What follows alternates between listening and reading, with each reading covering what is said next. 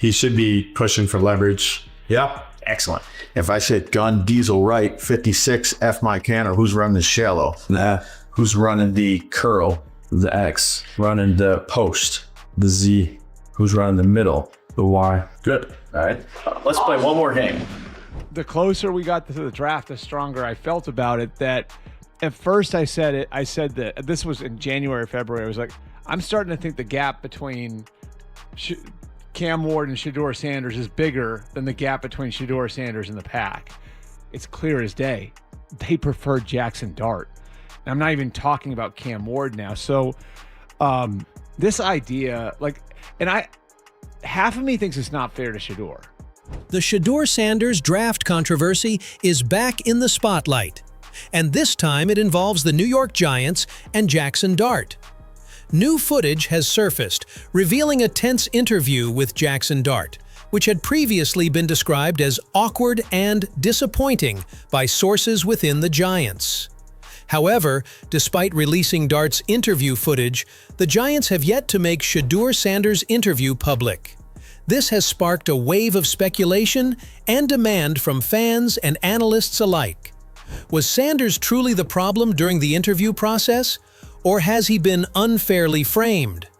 The situation has only gotten more intense as critics are now calling for the release of the full video of Sanders' interview.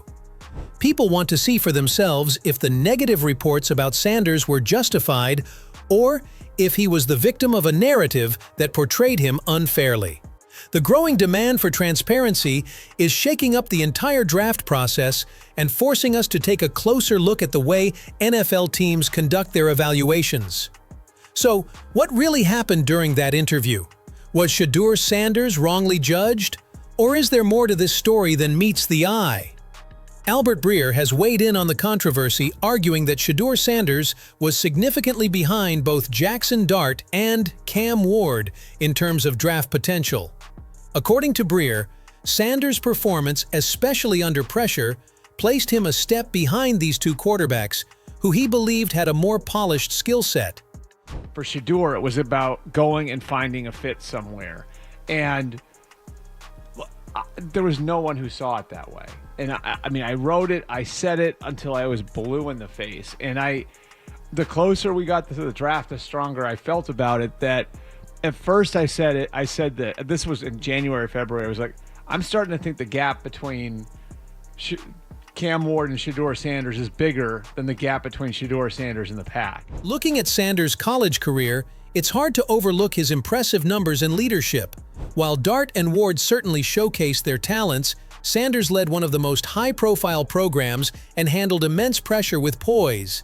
He led his team through tough matchups, often elevating his game when needed the most, and his statistics didn't lie.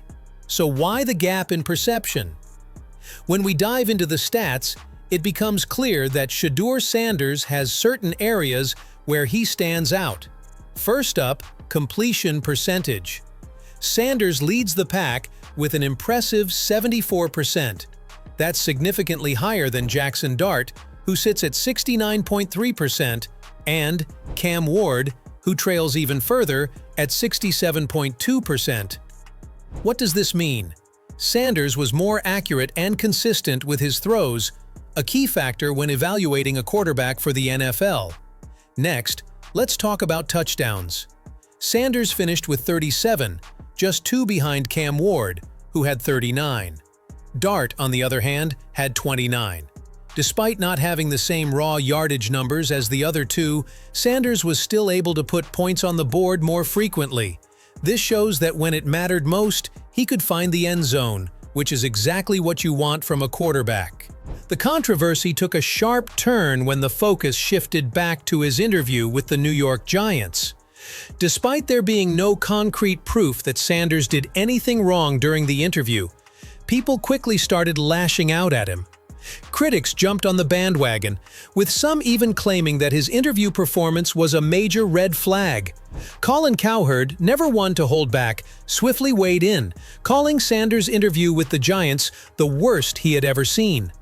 Cowherd highlighted a specific moment that stood out to him. When Sanders was asked about several game scenarios, he reportedly responded by saying he wasn't the person for the occasion. According to Cowherd, this was a huge mistake on Sanders' part, suggesting a lack of confidence and awareness about what teams want to see from their future quarterbacks. And Shedeur apparently didn't take to it well. And at one point, one of the few teams that actually was interested in him said, well, what do you make of this really bad play? And Shedeur said, maybe I'm not the guy for you. That's not the answer. Since there were only 3 or 4 teams in the first round that were going to consider it, now that Pittsburgh apparently has a deal with Aaron Rodgers, so take them out. But Albert Breer offered a different perspective on the situation, shedding some light on what might have really happened during Shedeur Sanders' interview with the New York Giants. According to Breer, Sanders was handed a video with several mistakes on the plate and asked to analyze and identify those mistakes. The catch? Sanders couldn't find them, which understandably left him frustrated. Now here's the real kicker. If the Giants had access to Jackson Dart's interview footage and even released it to the public, why hasn't Shedeur Sanders' video been made available? If everyone else's videos were scrutinized and shown, it raises the question, why is Sanders' footage being kept under wraps? Could there be something in his interview that the Giants don't want the public to see? Or is it simply a matter of not wanting to further fuel the controversy? Critics quickly jumped on the situation, and the media wasn't far behind.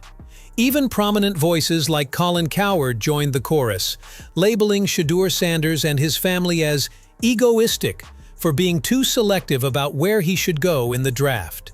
What started as a mere speculation about his interview performance soon snowballed into a full-blown narrative focused on attitude rather than ability. One of the most talked about moments in the controversy came during a segment with Stephen A. Smith, when former NFL MVP Cam Newton shared his perspective on Shedeur Sanders. Cam didn't hold back. He suggested that Shedeur has a tendency to shy away from real competition and challenge. Newton implied that Shedeur's confidence sometimes borders on self-absorption, as if he genuinely believes no one else in the draft class is on his level. But if Shedeur Sanders was really as bad as some of his critics made him out to be, why did people like Colin Cowherd suddenly start blowing his trumpet after his OTA performances? Cowherd, one of Shedeur's loudest critics just months ago, has now done a complete 180. After watching Shedeur's performance during the Browns' OTAs, Cowherd has begun calling him one of the best quarterbacks on the roster. In fact, he's gone as far as to say that Shedeur should be the first-team quarterback, ahead of veteran Joe Flacco and rookie Dillon Gabriel. Despite the fact that Shedeur Sanders had the fewest attempts, he was the most efficient and most productive with the fewest reps. So the quarterback tracker for those radio audience members, Flacco was 9 for 14 and a touchdown. Pickett, 9 for 16, no touchdown. Dillon Gabriel, 11 of 16, 2 touchdowns and a pick. And Sanders, 7 of 9, 3 touchdowns, no picks. This, Justin, I've seen enough. I'm calling it a wrap. The Herd newsroom is calling it in Ohio. Regardless, it's clear that Shedeur's skills were undeniable. If Cowherd, who was quick to criticize him, can now see his potential and even call for him to start over seasoned veterans, it speaks volumes about the talent that was, perhaps, unfairly overlooked during the pre-draft process. It begs the question, could all the criticism of Shedeur have been based more on perception than performance? Maybe the real story is that Shedeur's game, all along, was never the issue. It was the media narrative that overshadowed it. But Jackson Dart, you show him man-to-man coverage, he'll make the throw. Okay. Zone coverage, though? Yeah. But that's typically harder, I think, the zones like for quarterbacks. I'm going to say they made a bad decision. They should have got Shedeur Sanders. The controversy surrounding Shedeur Sanders and his interview with the New York Giants is likely to remain a point of contention until the full video is released, allowing fans and analysts to finally see the exchange for themselves. While the Giants claim that Shedeur didn't perform well in the interview, The lack of concrete proof only fuels the speculation, leaving room for doubt. Even if Shedeur did make a mistake in that moment, the larger question still looms. If he was truly as bad as some critics suggest, why are people now calling Shedeur better than Jackson Dart? Given his impressive stats, leadership, and undeniable potential, it's hard to ignore that Shedeur's talent on the field speaks for itself. The narrative surrounding his personality may have clouded the conversation, but when it comes to raw ability, many still see him as the better choice. Ultimately, the debate will continue until all the facts are laid bare, but it's clear that Shedeur Sanders' skill set has earned him a spot at the table, regardless of the interview missteps. What do you think about Shedeur Sanders' journey through the draft process? Was he unfairly judged based on perception rather than his actual ability? Do you believe the controversy around his interview with the New York Giants was blown out of proportion? Or was there a valid reason for the criticism? How much do you think personality and media image should factor into evaluating a player's potential? And most importantly, if Shedeur was truly as bad as some have claimed, why do so many people still consider him a better quarterback than Jackson Dart? Share your thoughts. Do you think Shedeur's talent and leadership can overcome the media storm? Or will the narrative continue to shape how teams view him?